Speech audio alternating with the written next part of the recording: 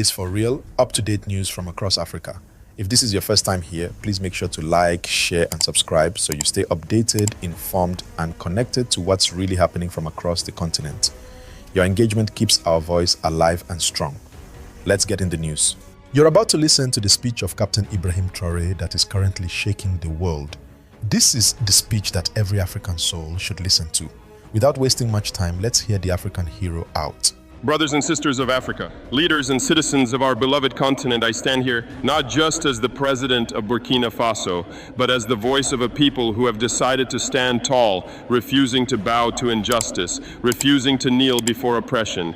We are gathered at a time when Africa must decide, do we continue to live under the shadow of foreign powers, or do we rise and take our place as a free and sovereign people?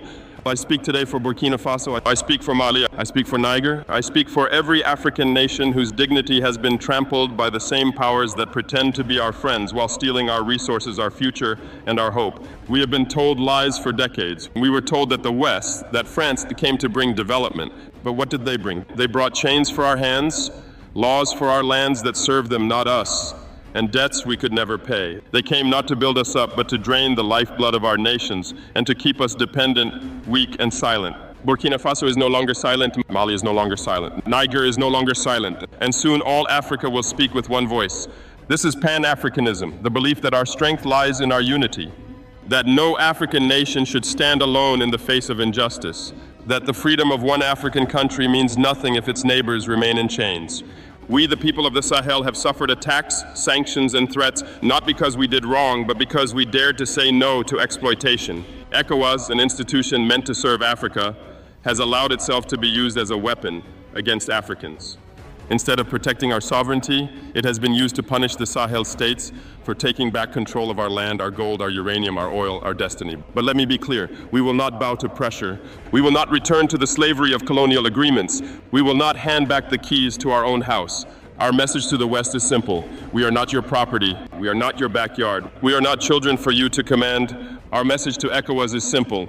You were created to unite us, not divide us. You were created to protect Africa, not to serve as the policeman of foreign powers. The Sahel region has decided we will walk together, we will defend each other, and we will build a future that belongs only to the African people. And to every African listening today, I say this: you have the right to be free, you have the right to be proud.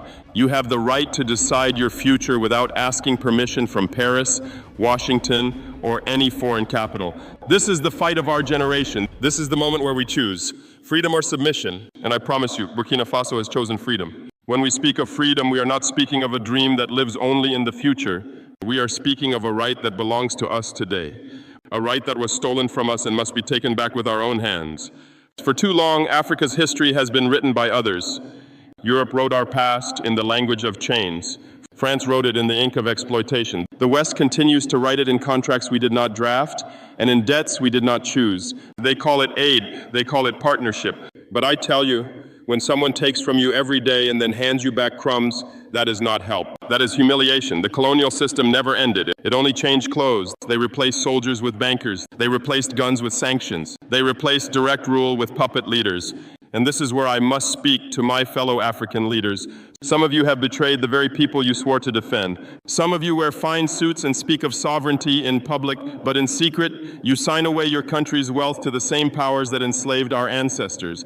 How can we call ourselves free when our resources are mined by foreign companies, when our gold leaves Africa in full cargo planes while our people live without clean water? How can we call ourselves free when our policies are dictated from Paris or Washington? Look at the Sahel. We have been called unstable. We have been called poor. We have been called dangerous. But I tell you, it is they who made us unstable by funding conflicts and arming rebels.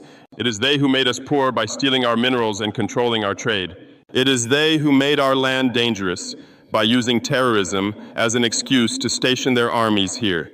And now, because we said no more, they want to starve us with sanctions. They want to isolate us from our African brothers. They want to teach us a lesson as if we are students who must obey the master.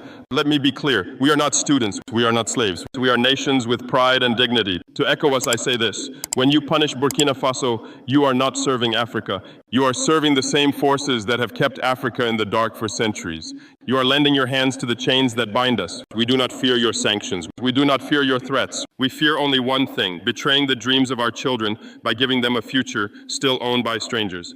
We must remember, if we do not control our land, our water, our resources, and our own policies, we do not control our destiny. The Sahel will not return to the old ways. We will trade with those who respect us. We will defend our borders with our own soldiers. We will build an economy that grows for our people, not for foreign shareholders. History is watching us, and I promise you this, we will not be remembered as leaders who bowed their heads.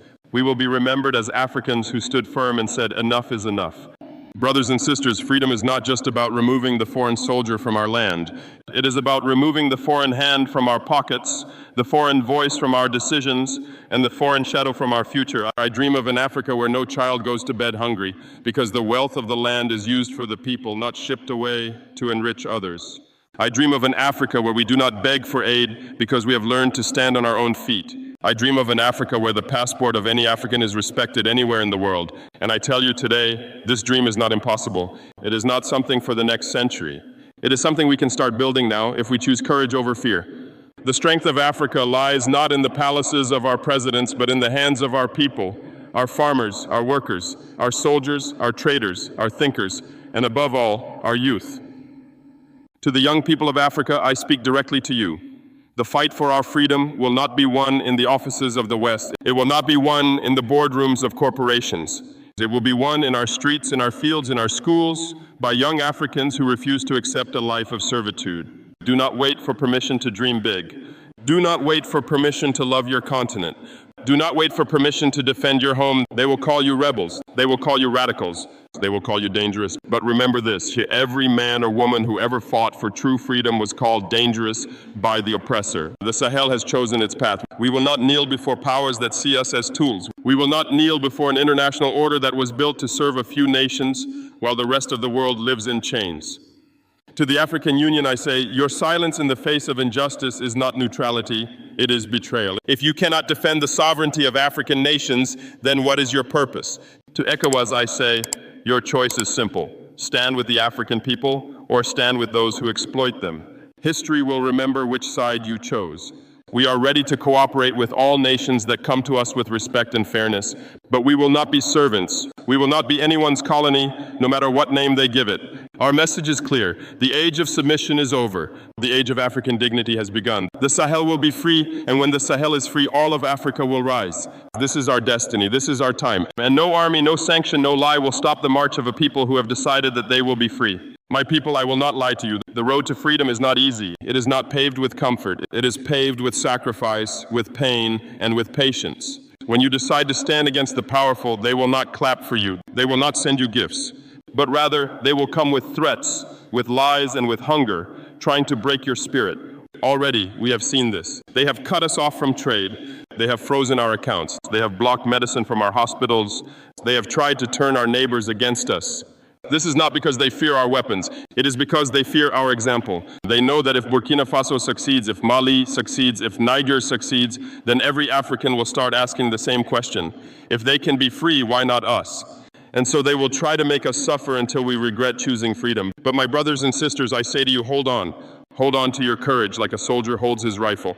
Hold on to your pride like a mother holds her child. Hold on to your hope like a farmer holds the seed before planting. The hunger we may face now is temporary. The struggles we feel today will pass. But the freedom we gain will be for generations. I know the West will call me stubborn. They will say I am leading my people into hardship. But I ask them, what greater hardship is there than living forever with your head bowed, your back bent, your resources stolen, and your children's future sold? If this is the price of being a good servant to foreign masters, then I choose to be a bad servant. I choose to be a free man. Burkina Faso, Mali, Niger, we are not alone. We have each other. We will share what we have, we will protect each other, and we will build together. To every citizen who worries about tomorrow, I promise you this.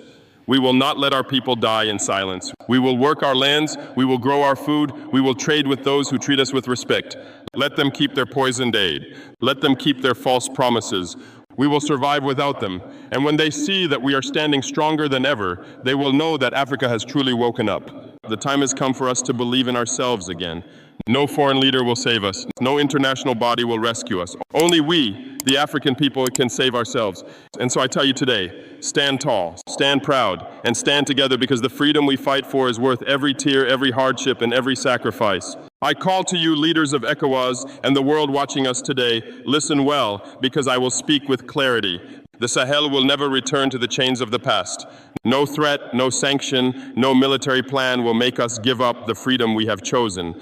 We have made our decision, and that decision is final. Our land belongs to us. Our resources belong to us, and our future belongs to us. France has taken from us for too long. The West has dictated to us for too long. ECOWAS has punished us for too long. But now the time of fear is over. The time of silence is over. We do not hate the people of France. We do not hate the people of the West. But we reject the system that keeps Africa poor so that others may live rich. We reject the arrogance that tells us we are not ready to govern ourselves. We reject the hypocrisy of those who preach democracy abroad while crushing it in Africa. To ECOWAS, I say, the Sahel states are not your enemy. We are your brothers. But if you choose to act as the servants of foreign powers, if you choose to punish Africa to please outsiders, then history will place you in the same book as the colonizers you protect. We have offered you a hand in unity. If you refuse it, we will walk our path without you. To the African Union, to the leaders of our continent, I say this: the world will not respect Africa until Africa respects itself. The world will not protect Africa until Africa protects itself. We are not asking for permission to be free. We are not waiting for approval from any capital. We are simply taking what is ours, and we will defend it with our lives.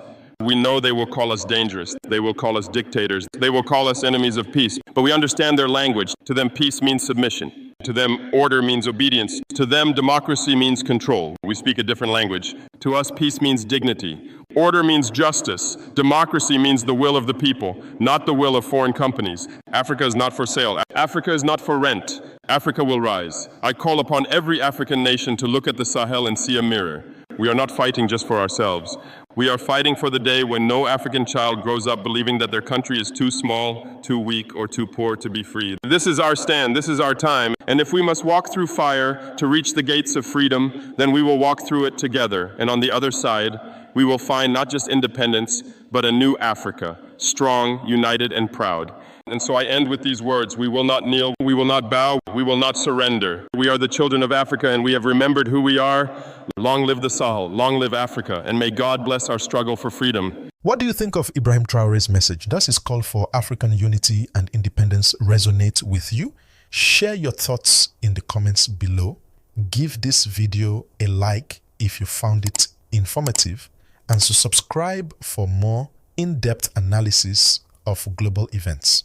Only time will tell what impact Ibrahim Traore's speech will have, but one thing is certain: the conversation about Africa's future has been reignited.